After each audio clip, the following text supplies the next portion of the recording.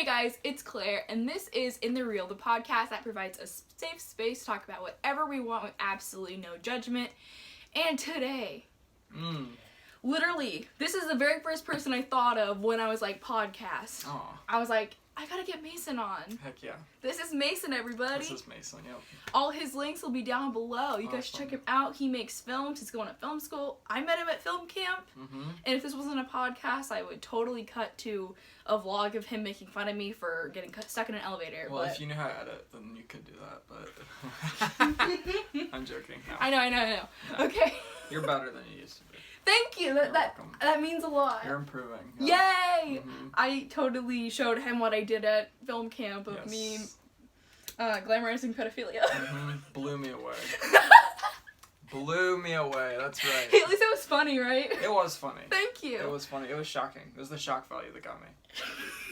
Is it really that shocking though? 'Cause it's me. I mean, it's you, but also... I edited on Premiere for the first time without sobbing. It was like a shot of like a wheel going and then someone in a car. And then maybe I'll put it in a YouTube video one day. Maybe if you go click up this card right here, there's gonna be a card that pops up. I'll put it in the vlog that we're shooting while he's here. So go click that link. Okay. Anyways, so if you've never seen In The Real, basically I have 3 different sections I like to cover. The first section is I have a list of individual topics for each individual guest. Then we get into my rapid fire section where I ask really trivial questions like, what's your favorite color? And then at the end, my guest will sign the glorious plaque that is on the wall right there. Oh, that's awesome actually. That's so fun. Yeah. How many people do you have? This is like my 16th episode. That's awesome. That's so yeah, exciting. We're gonna get into it. Like I said earlier, just you and me talking. Okay. Camera's not there. If there's anything you don't want to talk about, we don't talk about it. We move on. If there's anything you want to insert. Awesome. It's all about you today. All about me. It's my day. Right.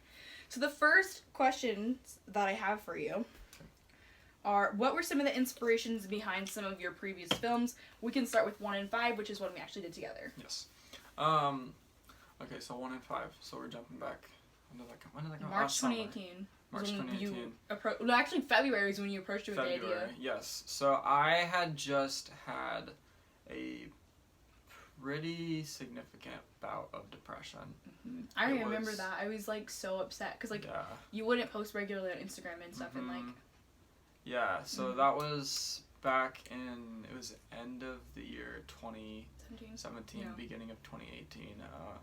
Just kind of like there were a lot of like little like life changes around that point for me, and then that kind of like snowballed into I had always wanted to make that big last push to lose the weight that I wanted to lose, but I never really had the motivation to do it. And you did it. So it kind of just like snowballed into there's this and all this body stuff, and I stopped eating, and I just like felt like I wasn't, you know, myself. Like I just felt like I just felt like a different person. It was like, and that whole like time was just so like, it was such a massive like learning experience, but also it was so difficult that I was like, you know, I started to realize how prevalent this issue was. And like obviously we all hear about, you know, we always hear about depression and suicide and mental health and stuff, but until you really experience it and you think like, wow, if it's this prevalent, this many people are experiencing it, then like I knew that as someone who makes films and who has a desire to do that kind of stuff, I thought, you know, I want to be able to, I'm all about taking stuff that's difficult for me,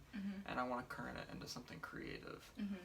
So a lot of projects that I've done, even if it is just Spooky Joe, I would take things that I had personally been dealing with, and I tried to spin that into something creative and productive instead of allowing it to, I don't know, kind of like defeat me. So I really wanted to start that off by making a documentary that was informative, and I especially wanted to aim it towards the community that I'm in, which is like the small, like, what's the word? Very critical Baptist church circle that I am in. Not really in as much anymore. I go to that you grew up in. That I grew up in, yeah. I mean, I go to a better church now than I grew up in, but I mean, just a very like. The Baptists are very judgmental. Yes, very. I mean, mental health was a taboo subject. Nothing you could really talk about. Therapy and medication are looked down upon. It's like if you're struggling with depression, then it's some problem you're having with God, and it's like I wanted to show that that's not what it's about.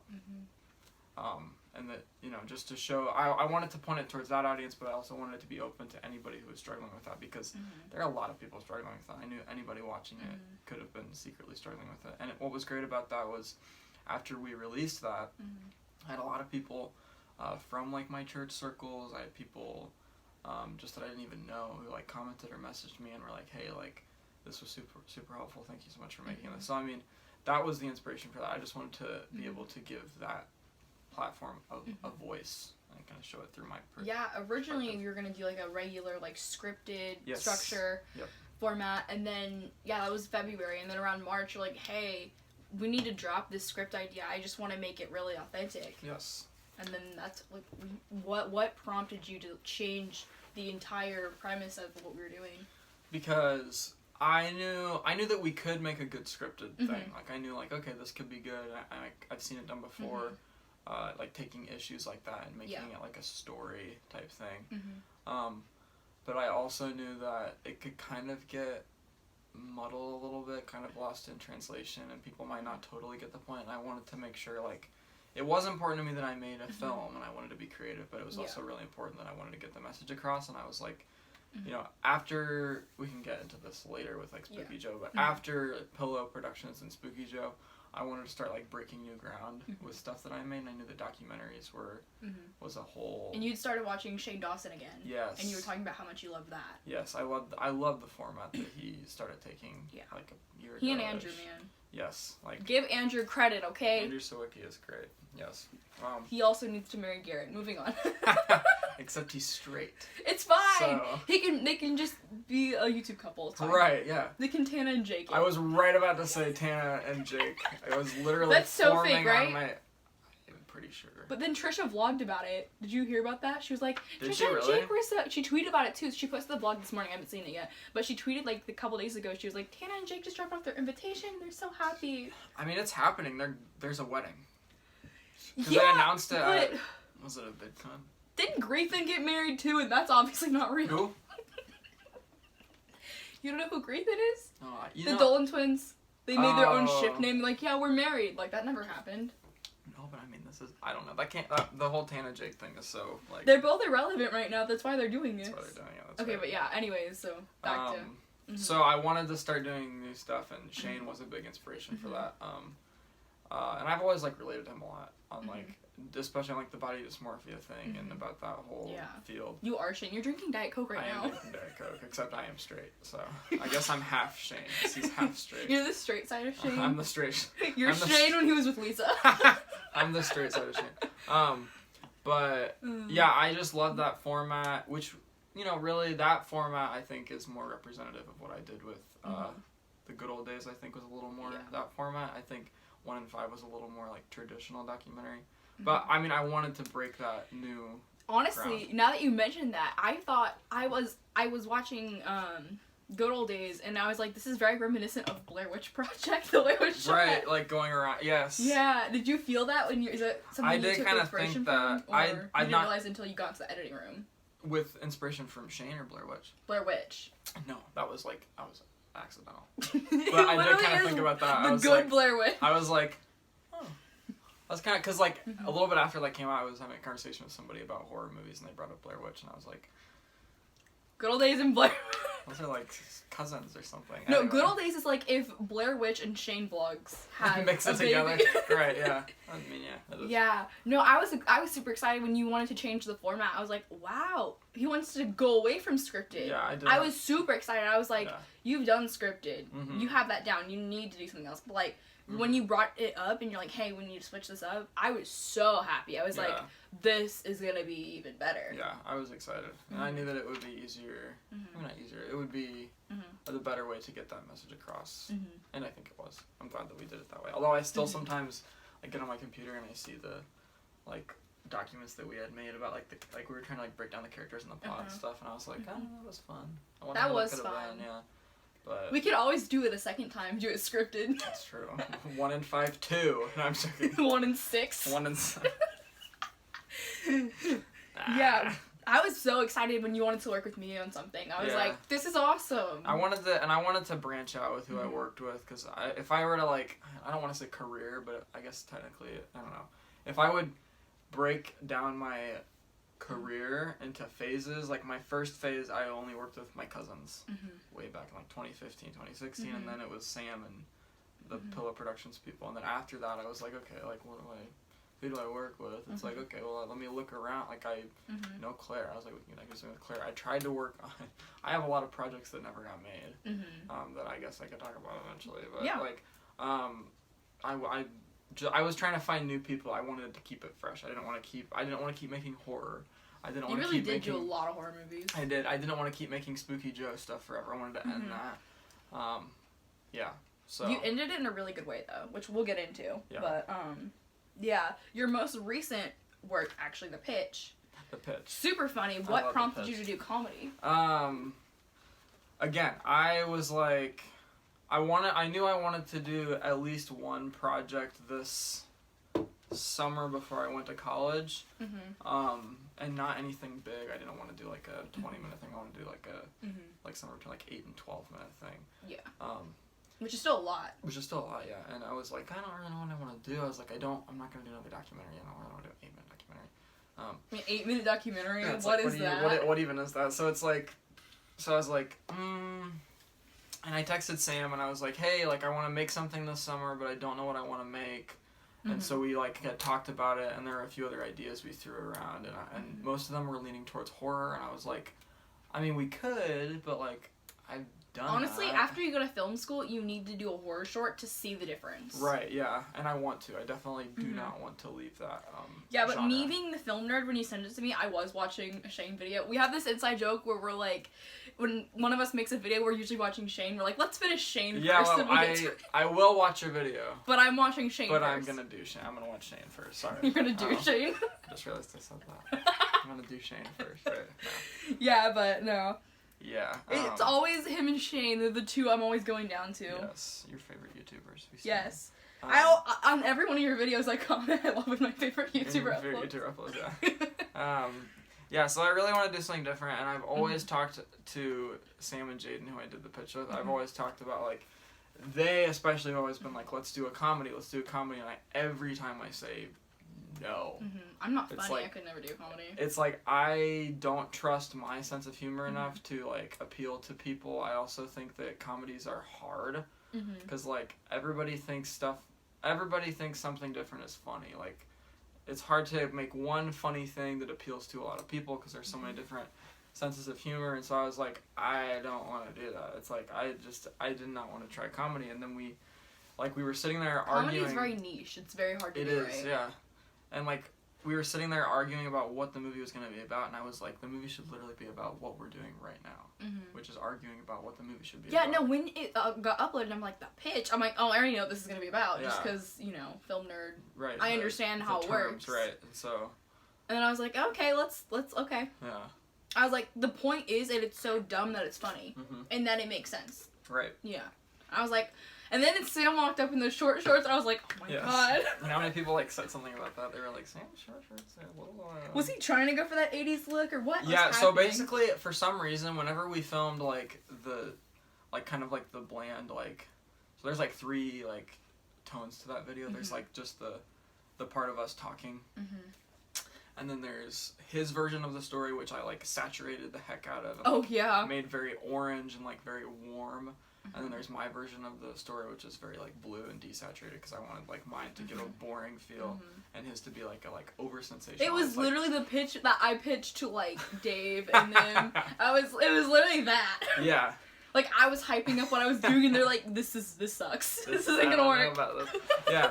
But like Sam was like, whenever we do my version of the story, I should have like short shorts, and I'm like, why? And he's like, I don't know. And I'm like, no. But then he would of course do it regardless of what I said. Yeah. Because it was Sam. But anyway, yeah. The funny thing was that whole like short film, is almost more like based on a true story than anything. Because especially when we were making Pillow stuff, because we made like 3 or 4 films together with Pillow. We had a conversation like that every time we were making a movie, like exactly like that. Like I would be trying to keep it really grounded and like not good, but like I'd try to be keeping it like in a good direction, like a stable direction. sometimes taking myself a little too seriously, and Sam would be like, let's have this crazy, like, I remember one time we had just finished Spooky Joe 3, and we were working on the Outcasts. Is that the one in the school? No. I don't remember. Yeah, they mix together so well. Yeah. But we were working on the Outcasts, and Sam was like, okay, here's my idea for the movie. And we were, like, in the beginning stages of, like, outlining the plot. And he was like, we have the trailer. And I'm like, trailer? I was like, we need the plot. And he's like, so the trailer opens up with a slow version of London Bridge is falling down behind. Oh, that's creepy. And there's a shot of London Bridge collapsing. And I'm like, he's like, that's my idea. And I was like, the movie takes place in Indiana. Like, the movie takes place in the United States and, like, where we live. I'm like, what does the London Bridge have to do with anything? And he was like, we'll figure that out. he's like, it's just gonna be like a cool shot. You didn't end up doing that, did you? No. That would have been so funny. I was like, that's a terrible idea. I was like, we're not gonna put the London Bridge in. I was like, we're not going to London, and the movie doesn't take place in London. And he was like, we're gonna do it. And I was like, no, we're literally not gonna do that. So like, we had so many conversations that were just him spewing out these like ridiculous, stupid ideas, and me just like, no, we're not doing that. So that movie was not that hard to make the plot. You need to make that now, though, just to show him. Do the London Bridge thing, yeah. That's funny. So it just ends with the lyric video from M. That's the credits. Yikes. That is so funny because like we were not allowed to laugh, but just like sitting there watching it, just like. Wait, when we were watching the lyric video? The lyric video, you're just like. I laughed. I was just straight up like, oh my god. And then everyone's like, let's watch Claire's videos. I'm like, nope, I cussed my videos. Yeah, nope. It's like, that's not gonna happen. So. I've been working on not cussing as much in my videos. Because, like, I know that at AU they'll, like, probably look at some of them. Yeah. To, like, make that's sure. True. Are they, like, stingy on that kind of thing? I don't know. Like, they know who I am, and they know that I do cuss, but they know I turn it off. Right. But I don't know. At least you can turn it off. I can, I yeah. know I have a lot of friends who, like, sorry. That's because I, like, whenever I had such bad anxiety, I would be better off talking to adults, and so, like, they don't cuss every 2 seconds. So it's like, yeah. That's true. But, yeah, the next film of yours I wanted to talk to you about was, Spooky Joe / The Outcasts. That's a phase. Yeah, it was a phase. So, when did this start? Like, 2013, something like that? So, Sam, back in... Yeah, start from the beginning. Back in middle school, Sam started, he made Spooky Joe in 7th grade. And it was, like, a stupid little, like, trailer. He was, like, on his way to church, and they had to pick up some girl. On his way to church? Yeah, they had to, like, pick up a girl and take her to church, him and Joe. And they were like, let's make, like, a trailer for a movie called Spooky Joe. And it was so stupid and bad, and we all, like, railed him for it. We were like, this is terrible. And he was like, okay, well, I'm going to make the actual movie. And so... But he was dead serious. He made the movie. He made Spooky Joe, and he filmed the whole thing in portrait. Which is adorable. And he released it, and everybody, like, made fun of him. It's, like... Like at school? Like at school. Like, it was, like... Like, he got bullied for it. Not bullied, but, like, I mean, like... Don't work with Sam, he'll make a portrait movie. Yeah, like, everybody was like, this is terrible, we'd always make jokes about it to him. And then he was like, you know what, I'm gonna make it even better. So he came back in 8th grade, and he made a second one. And this time he filmed it in landscape. And he brought in a few more cast members. So it wasn't just him and Joe running around, like, screaming, wearing Halloween costumes.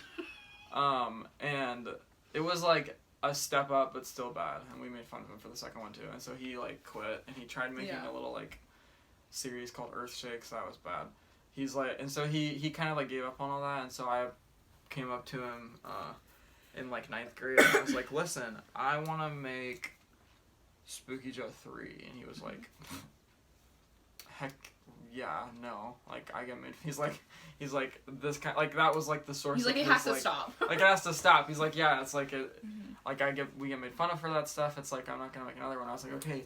Let's make a third one where we kind of acknowledge the fact that the old ones are bad, and we kind of try to, like, bury that and build a new foundation and, like, do something, like, build our way towards something good. And so he, like, handed me the reins, and I made Spooky Joe 3, which, like, everybody really liked, and they thought it was good, and they're like, hey, I love that you, like, they're like, we love that you, like, you know, referenced the old ones and, like, made fun of the old ones, but you also, you know, tried to take some stuff out of it and make a better thing. And so, after Spooky Joe 3... I wanted to make The Outcast, which would be like kind of a big, like we would bring together like all the stuff that he had made. You know what like, The Outcast felt like? What? It felt like a mixture of like The Outsiders, Suicide Squad, and Stranger Things. Like if you put all those three things together, right? That's what you I get. love that. I love that combination there. Yeah. So like I was like I want to make like The Outcast, but I also want to end Spooky Joe. I was like I want to like make some stuff, but then I was like, you know what? We can make The Outcast, but I want to build towards that, and in between Spooky Joe 3 and The Outcast, I wanted to give Sam the opportunity to kind of, like, redeem himself, and so I didn't let him, I told him, like, hey, you've always wanted to make a movie about how Spooky Joe was created. He always talked about, like, an origins film, and I was like... So it's technically the prequel, even though it's the last one in that series. And I was like, here, before we do The Outcast, how about we do this movie about how Spooky Joe was created, and so he directed that, and I edited it, and I was kind of just there. I was in it too, and then I was like, okay, let's make another movie about like what took place in between like two. So we made like 2 little 15-minute movies, and then we did The Outcast, which was obviously a lot bigger. That was like an hour. It was over an hour. Yeah, and so we did that, but I was like, you know what, we could keep making these, but you know, by the time we were making The Outcast, we were already like coming to the end of our junior year, and I was like, I want to do something else for my senior year. I was like, I don't want to keep making Spooky Joe till I graduate. And so we made The Outcast, but I was like, okay, let's end this. So I ended it. I killed Spooky Joe in the movie. My favorite thing was you in the rings, and you had like your hoodie on. Oh, my and like, you were baseball bat and stuff. You were like, yeah. This is how it's gonna be. I was like, yeah. I always wanted to play like they always like the douchebag. Yeah, they always like typecast me as like a villain just because like I don't know why. You were the villain in all of them. I was kind of except for Joe. Yeah, Joe was the secondary villain, but he was the one who made like the redemption transition to kind of a hero. Doesn't he turn good at the end? He does. Yeah, he turns good and he like gives his life for Sam's. Doesn't he finally take off the mask in The Outcast? He does. That's what I want to do. I was like, I want to like tear him down. I want to make Spooky Joe good. I want to make him take his mask off. I want him to be a real person finally. I love how everyone disappeared throughout the time. Just like disappeared. I'm like, yes. And I was like, I want to kill Spooky Joe. I want to like end this once and for all. Did you kill Spooky Joe so Sam couldn't like text you when you're 30 and say, hey, like, we need to make another one? Kinda. I wanted to kill him because I didn't want to leave the door. No, imagine you're sleeping in your bed. You're in your $1 million mansion from like filmmaking, and he's like a schoolboy paper boy still on his little bike. He calls you, right? He calls you on his cell phone. You have your hologram thing. He calls you. You turn over, wake up. You press the on button. And he's like, "Hey, so we should bring Spooky Joe back from the dead." I mean, would you hang up on him? No, I'd make it. I can imagine that happening like so fast. Right. Actually, it's interesting because like I owe him a lot. You know, I mean, like on a serious note, like Spooky Joe. You created a universe. Like, I mean, it gave me so much valuable experience on how to, you know, I got experience in the action world. It gave me an opportunity to learn. I mean, The Outcast, I worked with a lot of different people in that. Like the cast for that was the biggest I've ever worked with because we had a lot of people. It taught me how to work with schedules. It made me super stressed. It taught me how to do multi-camera stuff. The editing job was a freaking nightmare. It gave me so much like good experience, even if it took up such a big portion of my life, and it really strengthened my relationships with, I mean, Sam, Joe, Peter, David, all of them. I would not be as close to them today if we didn't make Spooky Joe together. So I mean, but the vlog was my favorite thing that you guys did. Yeah, we're actually I think we're gonna do another vlog together. Just like you all in the middle of filming, everyone's like, yes, come on, we have to focus, and you're just like, I had a camera. Yes, and I was like, I love those vlogs too, and I'm just so glad I made those because like even though like people don't watch them that much, like it gives us an opportunity to go back and look at that. You know, we get to witness that, and like years from now, we'll get to go back and watch filming days, which it's like that's awesome. I am so glad I made those now.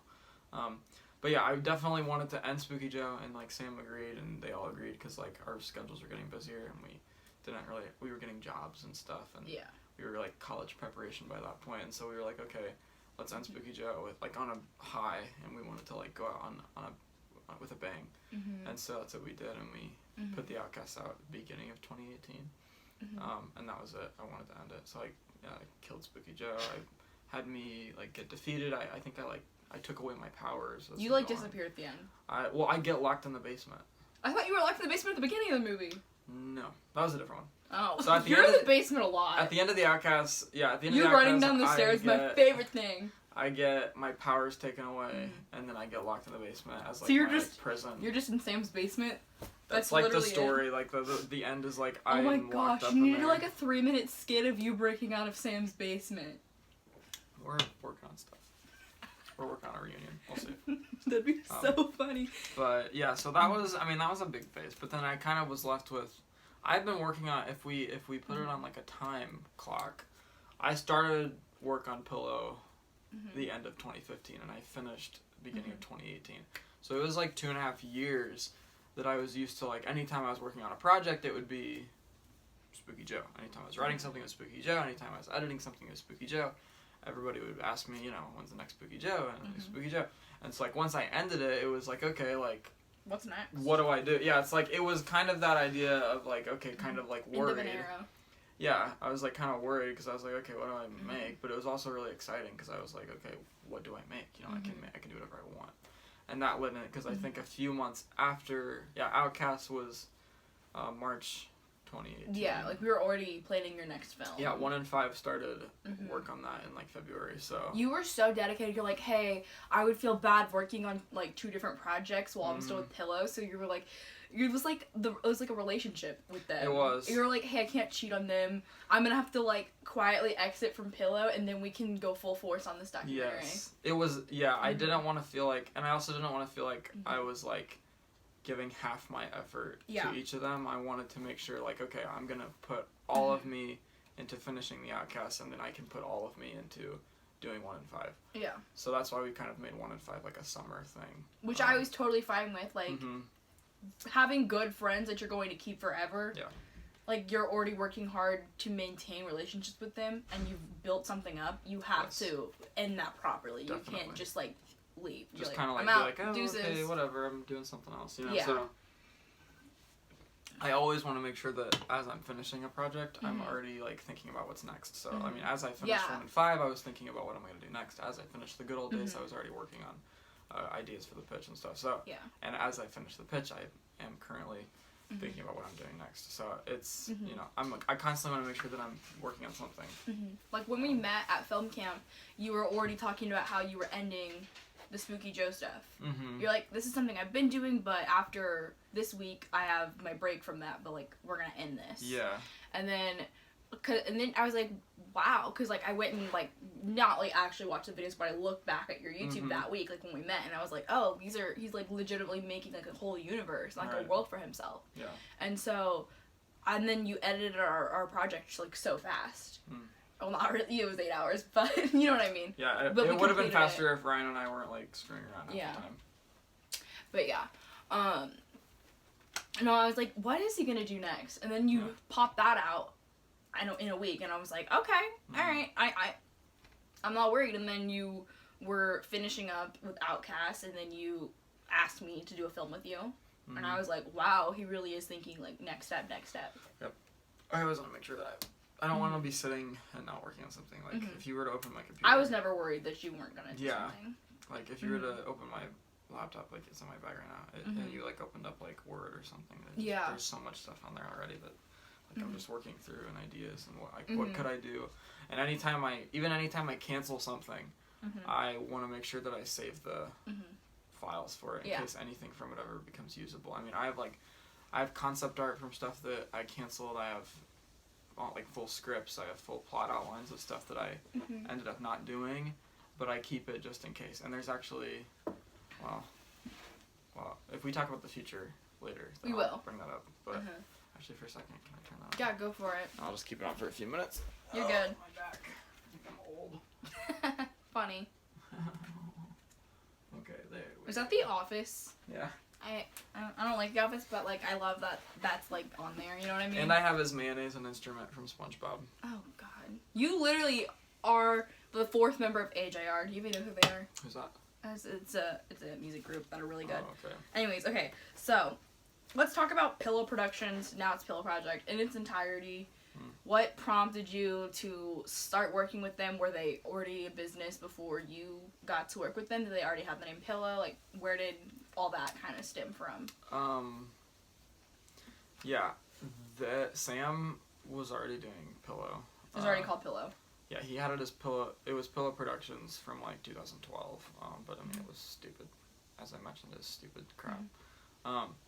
And I just wanted to. I wanted the motive for that was I wanted to work with them because I wanted a new group. Because my cousins and I had a bit of a. It wasn't like a falling out. It's just they couldn't really make stuff with me anymore because they were so busy. So I was like, okay, I need a new group to make stuff with because I can't do it on my own. And so I was like, okay, I want to work with them. And I also just had a motivation to. I love the idea of taking something that's truly awful, and trying to make it good. I love like seeing that happen in, like the actual film world when That's what you did with our film at film camp.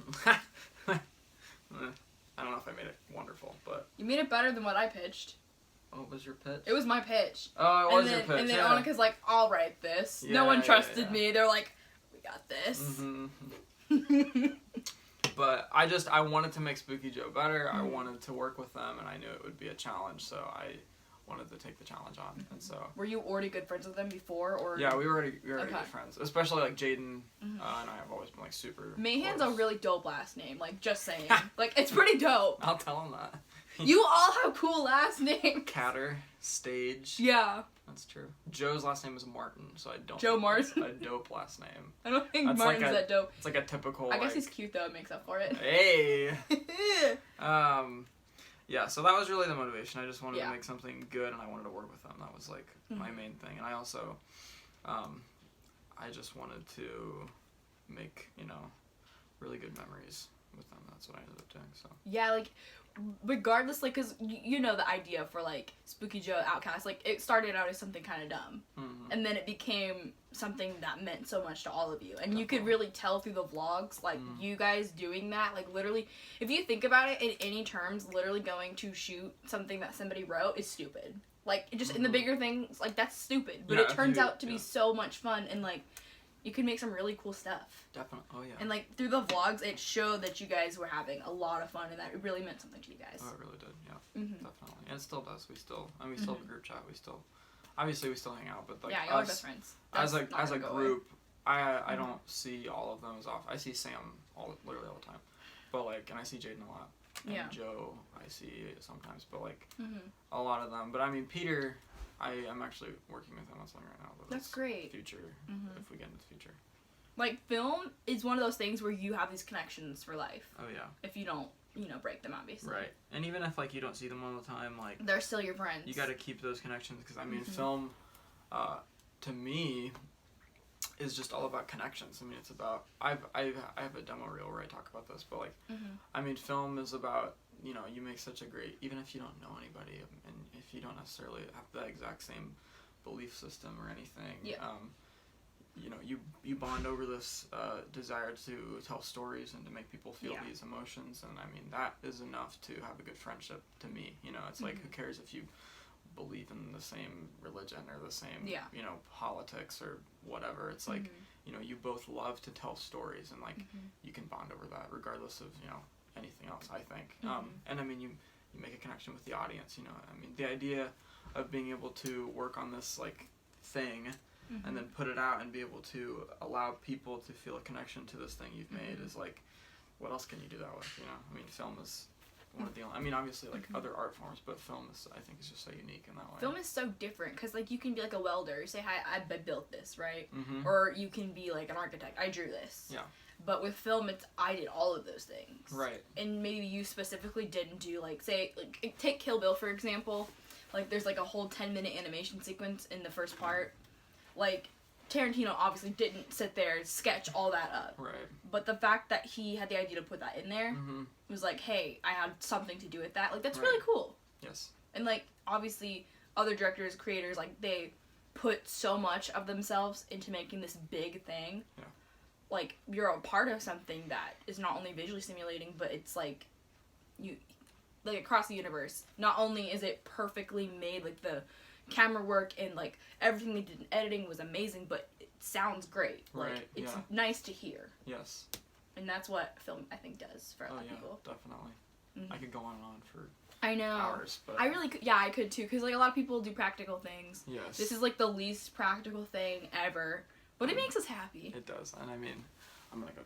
Go for it. Yeah, you're good. But I mean, honestly, I'm not at all concerned about. I mean, a lot of people are like, "How are you gonna make a career out of that? How are you gonna make a career?" It's like, hey, take a look at Stanley Kubrick, okay? Yeah. He might be 6 feet under the ground now, but Eyes Wide Shut was a masterpiece. Yeah, it's like I would rather take a shot on something I love than, you know. I could never just sit at a desk job and work 9 to 5. No way. Like, couldn't do it. Not for me. Even if I made more money, I wouldn't want to do it. No. I mean, like, I'd rather be making less money doing. Like, even being like a movie critic and just going to watch movies, like that's fun too. Yeah, as long as I can be in that world. It's like, obviously, I have dreams and aspirations of what I'd like to do, but I mean, as long as I'm in that world and making money off of it. I don't even care if I'm making money off of it, as long as I can afford, you know, rent. As long as I can live, yeah. Yeah. Like, I don't care how much money I make. That's never been a thing. I feel like most people in film, unless they're an actor, like, people behind the scenes, they don't care about the money. They care about what they're putting out. Yeah. So, you have gone through a series of changes in the past couple of years. You were one of the ones who convinced me film is awesome. I watched a couple of the things you suggested. Not Star Wars. Didn't like it. But I liked everything else that you suggested. And you're like, film. But during your deep, dark depression, you were like, hey, I want to become a therapist and, like, not do film. And I'm going to go to a bunch of other schools. Like, what prompted you to change your major to begin with? And what prompted you to change it back? That change was really motivated by, again, just like the desire to help people.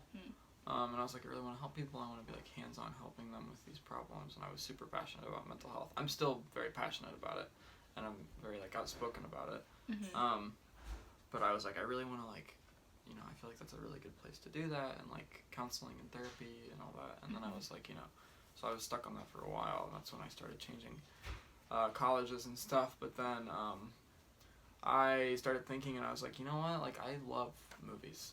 You know, I was like, I love film, and like I don't want to sound like cocky, but I think like back then I was like, I have a talent in this area, and I was like, I want, you know, I can help people by using that talent, you know, and so that's what a lot of that motivated 1 and 5, and I kind of just realized, you know, I don't need to abandon film to help people in that area. You know, I can do that just the same as a filmmaker, if not more so. When you said you wanted to do something that wasn't film, I was shocked because, like, coming from how talented you are, the best thing you can do to help people is to create. Right. It's like the best thing I could do is do what I know how to do. You know, it's like, I'm sure I would have made a fine. I'm sure I could have done therapy. Yeah, but I could have been a counselor. It's not you. Yeah, I don't think that's where my talent sits. You can therapy people. What's that? How do you can be therapeutic for film? Yeah, I don't know what the verb is. I don't know, but you know what I mean. Help. You can help people. There we go. It's just that's the the word. Yeah, like just showing someone a movie like, hey, think about this. I don't know how to explain it, but this does. No, yeah, I mean, totally. Like, I can't totally put this stuff into words, but like this, there's so many movies that have changed, like, my, you know, maybe not like totally changed my way of thinking, but that have like really affected me and like really like helped me see, you know, problems that I didn't know before, and like just, you know, show me a lot about life in general just through the story that was put on screen. So, yeah. For sure. So the last topic that I've written down on here for you is to talk about the future. What are your future plans? What do you want to continue with film? What do you not want to continue to do? Hold on a second. That's a great question. You're good. I just want to make sure my phone's off. I'm pretty sure I don't want it running yet. I love how you have a fancy tripod, and that's from Best Buy for like $50. And it's terrible. So cheap, and I use it all the time because I can use it like this. Yeah. And so I like walk around with it, and then it also. Are you like a vlogger? No, but it does look like. No, you don't have the Jake Paul microphone and like the big lens. That's true. Yeah. You're not like, what's up, Jake Paladin? Oh, wait. Aaron answered. What did he say? Sorry that I'm running your camera. No, you're totally fine. And none of this gets cut out. You're not cutting any of this out? No, it's a podcast, bro. Oh. You're fine. Don't worry about it. Look what he said. Yay! Does he have an iPhone now? Yeah. We're FaceTiming him later. Okay. Okay, I just told him that we're doing a podcast. He's gonna be so upset. Part 2. I would love that, actually. He's, like, one of my favorite people. Yeah, he's awesome. Oh, I'm so sorry. You're totally fine. Just hit your computer. You're fine. You know how many times I dropped my computer? I would scream. Okay, so the future. The future. What do I want to continue in? What do I not want to continue in? Obviously, I mean, college is the next thing on. You're like the next. On the docket. But that doesn't. I mean, I always kind of approached college with the thought of like, oh, that means I'm not gonna be able to make any, you know, like little projects on my own. But like, that's not true. So like, what I don't want to continue in is actually kind of funny because I just did this, but I don't want to do comedy. You did it once. You did it say you could do it. Yeah, I liked the pitch. I really wanted to like try comedy, but I don't think that's something that I really want to continue like pursuing. I don't think I mean, unless somebody else in college would want to make something, that's not something I want to pursue. Is comedy. Comedy's hard. Comedy's hard, and I just don't. It's not my thing. You have to say the same joke a million times and make it as funny as you did when you wrote it. Yeah. Like what? Yeah, it's hard, and I don't want to. It's just not where my passion lies in film. Like, my passion is in film, but, I mean, just because it's in film, there's so many other things that fall underneath that. I also don't really, well, I don't think, I don't want to pursue, like, a straight-up action thing. Like, I don't know what to use an example. Like Marvel? Like Marvel. Everybody's always like, you're going to make the next Avengers movie. Oh, no, he's not. I love those movies, okay? I know. I'm a big Marvel fan. The whole Marvel universe is going to lynch me. That's true. I saw Endgame like 5 times. Is that the last one? Yeah. I just saw Spider-Man. Like, I love Spider-Man. Like, I love those movies, but, like, I don't think that I would want to make those movies just because, like, those are characters that people are so, like, connected to, and it's so beloved that I feel like it's such a dice roll with if you could mess that up. But I think they already messed it up a bunch. No offense. I say that, but then it's like, if I was, like, older and Marvel for some reason was like, make this movie, I would do it. Just don't do another Suicide Squad. They're making one. They're making another one. Alright, it's been great. So anyway, I don't really want to continue in action. Stuff that I want to do going forward, I would love to revisit documentary. You were good at documentary. I really enjoyed doing that. The Good Old Days was a lot of fun to do. And so 1 and 5 was really good for a different reason. It was very weird to watch The Good Old Days because, like, most schools aren't, like, 20 kids, you know? Right. And so it was like, wow, they all actually like each other. This is weird. Right, it is really different. Yeah. So documentary is something I want to continue in. I would love the fantasy world to me, like fiction? Fantasy type fiction stuff. It's like Game of Thrones. I mean, yeah, like that. Yeah. Not Game of Thrones, but like fantasy stuff. Yeah. Really like intrigues me. That's something I'd like to go after. I'm actually writing something really big right now that I don't know is ever gonna happen. But I'm writing something that's like, it's like something that if I ever made, it would have to be made like professionally. Like I'd have to make it like as a career. Like it's not something I could do right now. I don't have the resources to make it, but I'm writing something that's like probably the biggest thing I've ever done. It's very ambitious, but I don't know if it's ever gonna happen. But yeah, I would love to do fantasy. I would love to do documentary. Horror is kind of, I have a complicated relationship with because I have done a lot of it, and I love doing it, and I love watching it, but I don't know if that's something I would want to make as a career, like to be the next Wes Craven or James Wan or those people who make a lot of horror movies. But yeah, I mean, I'm really open to a lot of stuff. I just want to see what, especially in recent years, I've been trying to dip my toe in different areas and see what works and what doesn't work. And I've covered a lot of bases. I've done a lot of different stuff now. But future, I don't know. I mean, I'm going to school. I'm going to do a semester in LA. kind of see how that feels, if that's somewhere I want to be for a career. I don't know. I mean, it's funny. I've like gone my whole high school career like knowing what I'm gonna make next and what's gonna happen next, and now it's kind of like. Yeah, it's weird for you. I don't know, but I'm really excited about the freedom and the openness of what's gonna come next. But we'll see. Yeah, it's weird for me. I've always been a plan person, but none of my stuff, cause like, live in Indiana. No one lives in Indiana. Right. I don't have any friends that do this, right? So like none of the things I want to make can come to life, and now I'm going to film school. I've made a couple films. I've written a bunch of stuff. I have a lot under my belt for where I am. Right. And now I know that like a lot of stuff I'm doing is like gonna go well, and like, or I'll have a chance to do it. You know what I mean? Right. Exactly. It's weird because like I'm writing a book now, and I never would have thought that I could have tried to write a book because there's a chance it could get published. Wow. So I'm like really excited about that. Is this like fiction? Yeah, I'm writing with one of my friends. Awesome. So yeah, like another friend who does film. Her dad actually wrote like Power Rangers and like all those original TV shows. So like, is this like like a book that like you a would novel. Want to be a movie? Yeah. Or is it just 100%. I want it to be a screenplay. Right, because some books don't work as. Oh, it could work perfect movies. for it. That's awesome. Yeah. And then like, I don't know. There's just other stuff that I have in the works that could potentially happen now that we have these outlets to do them. Because I feel like I've made pretty good friends at AU, and like all the professors and I get along pretty well. Right. You know, I have like a place to present my ideas. Right. That's so cool. That's so exciting. All right. Are you ready for the rapid fire section? I am ready for the rapid fire section. All right. Favorite color? Black. Favorite movie? Okay. I don't have one. You can name a couple. Whiplash, 12 Angry Men, Silence of the Lambs. Gosh, Boyhood. Yes! I love all those. I have so many, but that's just a few. What did you eat for breakfast? Nothing. No one eats anything for breakfast on my podcast. Nothing. Yeah. I had like a few Cheez-Its, I think. I had a couple Cheez-Its. No, I didn't. You're Morgan now. No, you're not even Shane, you're Morgan. I don't remember what I had. I woke up at like 10 and I was at my sister's house, so I don't think I ate breakfast. The married sister. Alright, first song that pops in your head. Somebody to Love. Okay. And it's only because I'm wearing a Queen shirt.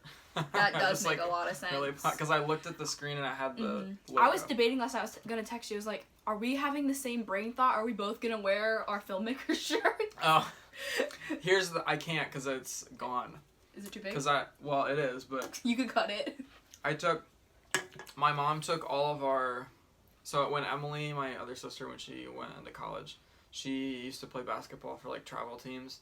So every time she played at a tournament, they gave her a free t-shirt, so she had like 50 t-shirts. Oh, it got mixed in with the free t-shirts? And so she got my mom, found a lady who makes blankets out of t-shirts. And so she made a blanket that's like all of her like t-shirts, so she asked me if I wanted to do that, and so we basically took all of the shirts that no longer fit me because of the weight loss. Yeah. And sewed them into a big... You lost 100 pounds. I did. Which is crazy. She sewed them and like made it into like this really soft blanket that I'll use at college, and so it has my Anderson filmmaker shirts on there, so I can't wear them, but so I couldn't. Anyway, rapid fire next. You're good. Name of your first pet. My first pet. There were two dogs, Heidi and Murphy. Love that. Best childhood memory.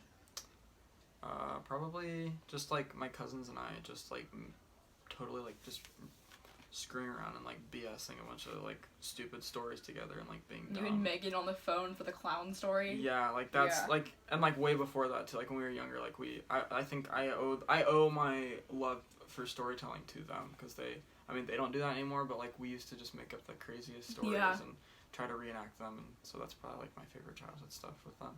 Biggest fear? Probably not being memorable to people. Probably just like you and Augustus Waters. I didn't think about that. But like my biggest fear is just that like people will meet me and think that I'm like nothing unique. You know, just my biggest, that's just like I want to make sure that I am like a unique, like, you know, memorable person. Maybe that's kind of narcissistic, but no, it's sad. I'm a little narcissistic, so. Biggest regret? This podcast. No, not even close. I feel like I say that every time. Really? I should make like a super cut if you just sang that every time. Yes. Biggest regret. Wow, that's such a good question. Probably back when I was like at my heaviest, that I was such an introverted person, and it took a lot for me to get out of my shell. So probably that I didn't make as much of an effort back, and because I used to be at a public school, I used to go to Westfield, and back then I made no effort to come out of my shell, and I really hurt for that. So probably that I didn't become the person I am now sooner. Wow. Yeah. Midnight snack of choice. Jesus.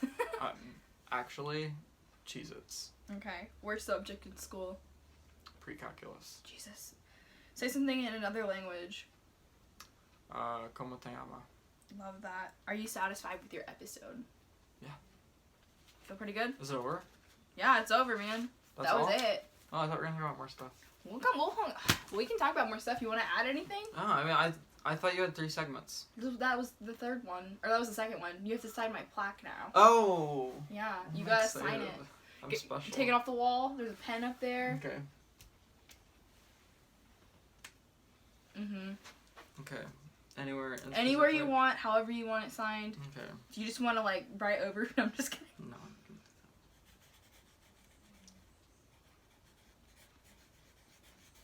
You have nice handwriting. Thank you. Alright. He did it. What's that? Ian's cheese. Ian Lane! His cheese? Ian from Film Camp came on my podcast. Oh, did he? Yeah. Oh, I saw that. Uh-huh. I saw that. I remember that now. Yeah. Okay. But why is it cheese? Because he wrote his YouTube name on there. Oh, okay. You know the Cheesehead? Oh, yeah. He put out like 6 videos this month. Really? Yeah. That's awesome. He's cranking out that content. He's a really good editor. Really? Yeah. That's awesome. Alright, well that is it, guys. Thank you, Mason, for coming on to the podcast. And the Diet Coke is empty by the end, so that's how you know it was productive. It was full at the beginning, and now it's empty. Anyways, if you enjoyed this video, give it a thumbs up and subscribe to my channel, and I will see you in the next podcast. And I won't flip up the camera because I don't want to get kicked out of school.